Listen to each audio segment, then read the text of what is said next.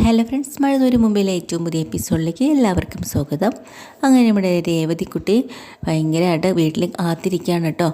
മാമച്ചനും ഗ്രേസും എങ്ങനെ പുറത്ത് പോയിട്ടുണ്ടല്ലോ, വരാൻ വേണ്ടി കാത്തിരിക്കുകയാണ്. അവർ വരുമ്പോൾ രേവതിക്കുട്ടിക്ക് നല്ലൊരു ഫോൺ വാങ്ങിയാണ് വരുന്നത്. അത് അവർക്ക് ഭയങ്കര സന്തോഷമാവും കേട്ടോ. രേവതിക്കുട്ടിക്ക് പുതിയൊരു ഫോൺ വാങ്ങിയപ്പോൾ തന്നെ ജോസൂട്ടിക്ക് ഭയങ്കര സങ്കടമാവുന്നുണ്ട്. ജോസൂട്ടിയും ചെന്ന് പറയാം, എൻ്റെ ഫോണും ഒത്തിരി നാളായിട്ട് ചീത്തായിരിക്കുകയാണെന്ന്, എനിക്കും കൂടെ ഒരെണ്ണം വാങ്ങി തന്നാൽ കൊള്ളായിരുന്നു എന്ന് പറയാം. രേവതി പോയി മാമച്ചനോടും ഗ്രേസമ്മയോടും പറയുന്നുണ്ട്, പാവമല്ലേ ജോസൂട്ടി കൂടെ ഒരെണ്ണം വാങ്ങിച്ചു കൊടുക്കാൻ. ശരി, എന്നാൽ പിന്നെ നീ ഒരു ഫോൺ വാങ്ങിച്ചോ, നിൻ്റെ അഡ്വാൻസ് ശമ്പളത്തിൽ ഞാൻ നിനക്ക് അഡ്വാൻസ് തന്നേക്കാം എന്ന് മാമച്ചനും പറഞ്ഞ് ജോസൂട്ടി സന്തോഷിപ്പിച്ച് വിടുകയാണ് കേട്ടോ. ഫോൺ കിട്ടിയ സന്തോഷത്തിൽ കയ്യിൽ ഫോൺ എടുത്ത് അലീനെ വിളിക്കുകയാണ്. നമ്മളെ രേവതി കുട്ടി അലീനെ ഫോണിൽ കിട്ടുന്നേ ഇല്ല. അതുകൊണ്ട് തന്നെ ഭയങ്കര സങ്കടമാവുന്നുണ്ട്. അത് കഴിഞ്ഞ് ഏസമ്മ പറയാം, നീ പുതിയ ഫോണല്ലേ, നീ അതുകൊണ്ട് ചാർജിലിടുന്ന. അങ്ങനെ ചാർജിലൊക്കെ വയ്ക്കുകയാണ്. നമുക്ക് ഇന്നല്ല നാളെ ആയാലും നമുക്ക് അവളെ വിളിക്കാമല്ലോ, സങ്കടപ്പെടണ്ടെന്ന് പറഞ്ഞ് സമാധാനിപ്പിക്കുന്നുണ്ട് കേട്ടോ.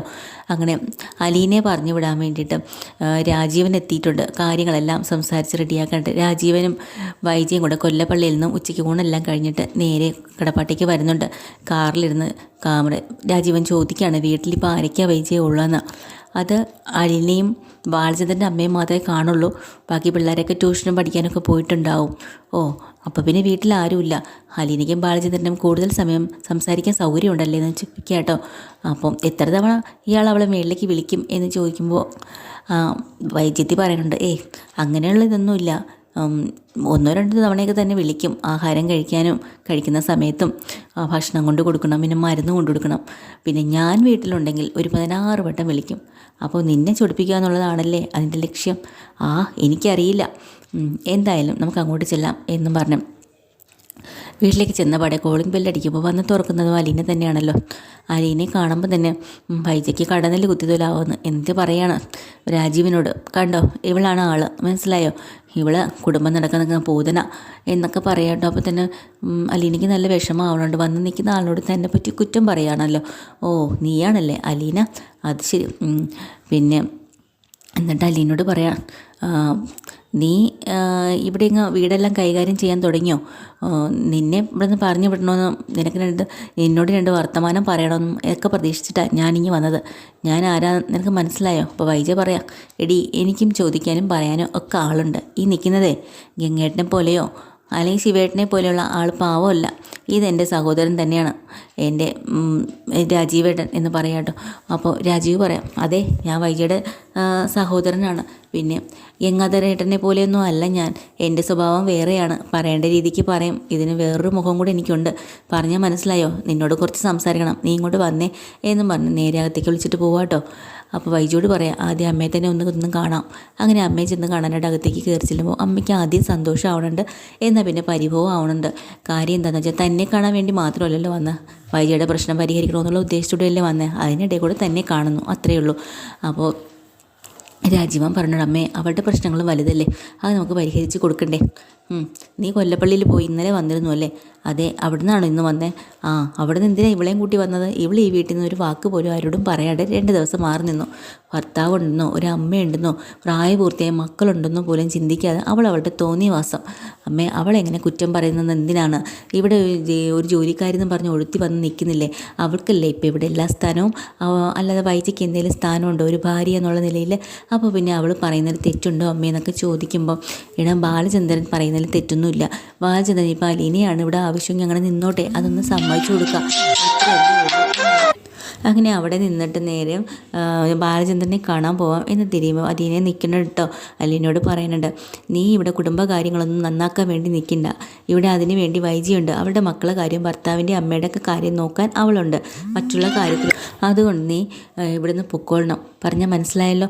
ഞാൻ ഇനി അധികം ഒന്നും സംസാരിപ്പിക്കുന്നില്ല, പറയണം, മനസ്സിലാക്കിയാൽ മതി. ഈ കുടുംബത്തിൽ ഇനി നീ വന്ന് കയറരുത്, നീ ഇവിടുന്ന് പൊക്കോളണം. നാളെ നിനക്ക് ഞാൻ കുറച്ച് നേരത്തെ സമയം തരും, നാളെ ഉച്ചയ്ക്ക് 2 മണി വരെ സമയം തരുന്നുണ്ട്, അതിന് മുമ്പേ നീ ഇവിടുന്ന് പോകണം, മനസ്സിലായോ? അത് കഴിഞ്ഞാൽ ഈ വീടിൻ്റെ പടി നീ ചവിട്ടി പോകരുത്. ഇത്രയും പറഞ്ഞു ഒന്ന് പേടിപ്പിച്ചിട്ട് നേരെ ബാലചന്ദ്രനെ കാണാൻ ചെല്ലാട്ടോ. ബാലചന്ദ്രൻ തിരിഞ്ഞു നോക്കുമ്പോഴത്തേക്കിനും വന്ന് നിൽക്കുന്നത് നമ്മുടെ രാജീവനാണ്. ഓ രാജീവനോ എപ്പോഴാണ് വന്നേ? ഞാൻ ഇന്നലെ വന്നു എന്ന് പറയുമ്പോൾ തന്നെ മനസ്സിലായി. അപ്പോൾ കൊല്ലപ്പള്ളിയിൽ ഇന്നലെ വന്നു. അവിടുന്ന് വൈജയും കുട്ടിയാണോ വന്നത്?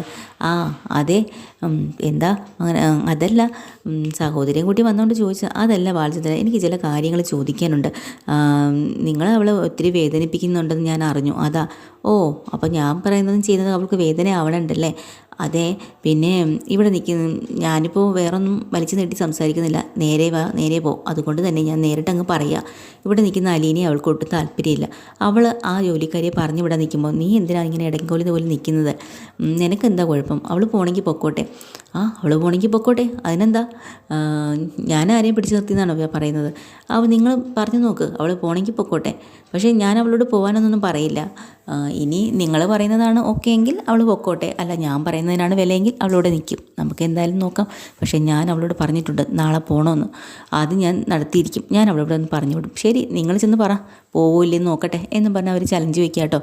അങ്ങനെ നമ്മുടെ അലീനെ അടുത്ത് വന്ന് വൈജയന്തി ചോദിക്കുന്നുണ്ട് അകത്ത് പോയിട്ട് എന്തൊക്കെയാണ് സംസാരിച്ചതെന്ന്. ആ കൂട്ടത്തിൽ രാജീവൻ പറയുന്നുണ്ട്, നമ്മൾ തീരുമാനിക്കുന്ന പോലെ നടക്കട്ടെ, നമ്മൾക്ക് ഇഷ്ടമല്ലെങ്കിൽ പറഞ്ഞു വിട്ടോളൂ എന്നാണ് പറയണത്.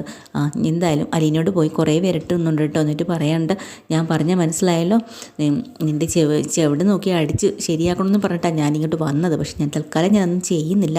കാരണം നിന്നെയോ ബാലചന്ദ്രനൊന്നും പേടിച്ചിട്ടൊന്നുമല്ല, ഒരു മര്യാദ ഉണ്ടല്ലോ അതുകൊണ്ട് മാത്രം. പിന്നെ നിനക്ക് ഞാനൊരു സമയം തന്നിട്ടുണ്ട്. അത് കഴിഞ്ഞിട്ട് നീ പോയില്ലെങ്കിലേ ഞാൻ മറ്റുള്ള നടപടികൾ എടുക്കണം. അതുകൊണ്ട് മര്യാദയ്ക്ക് ഇവിടുന്ന് പൊക്കോളണം. എൻ്റെ സഹോദരി കുടുംബത്തെയും ദ്രോഹിക്കാനോ കുട്ടിച്ചോക്കറാക്കാനോ ഇവിടെ കയറി ഭരിക്കാനോ ഒന്നും നീ വിചാരിക്കണ്ട. പറഞ്ഞാൽ മനസ്സിലായോ എന്നും പറഞ്ഞ് പേടിപ്പിക്കുക കേട്ടോ. പക്ഷേ അലീനയ്ക്ക് നല്ല സങ്കടമുണ്ട്. അലീന വൈജയന്തിയോട് പോയി പറയുന്നുണ്ട്, നിങ്ങളെ ഞാൻ ഇന്ന് വരെ ശത്രുവായിട്ട് കണ്ടിട്ടില്ല. ഇനി എനിക്കത് കാണാനും കഴിയും. ശത്രുവായിട്ട് കാണാനും പറ്റില്ല, നിങ്ങൾക്ക് എന്നെ സ്നേഹിക്കാനും പറ്റില്ലെന്ന് എനിക്കറിയാം. അല്ലെങ്കിൽ തന്നെ മടിയിലിരുത്തി ലാളിക്കാനോ കൊഞ്ചിക്കാനോ ഒക്കെ ഉള്ള പ്രായമൊക്കെ കഴിഞ്ഞു പോയില്ലേ എനിക്കും. ഞാനും അത് ആഗ്രഹിക്കേണ്ട ആവശ്യമൊന്നുമില്ല. ഏതെങ്കിലും കാലത്ത് നിങ്ങളെ എന്തെങ്കിലുമൊക്കെ തിരിച്ചറിയുന്നൊരു സമയം വരും. അന്ന് നിങ്ങൾ എന്നോട് ചെയ്തതിനെല്ലാം നിങ്ങൾ കരയും, ഒരുപാട് കരയും. അന്നെങ്കിലും എന്നെ ഒന്ന് കാണാൻ വന്നേക്കണേ എന്നൊക്കെ ഒരുപാട് സങ്കടപ്പെട്ട് പറയക്കേട്ടാണ്. വരുന്ന എപ്പിസോഡിൽ ഡീറ്റെയിൽഡ് എപ്പിസോഡ് വീണ്ടും വരാൻ. ചാനൽ ഇഷ്ടമായി ലൈക്ക് ചെയ്യുക, സബ്സ്ക്രൈബ് ചെയ്യുക. Thank you.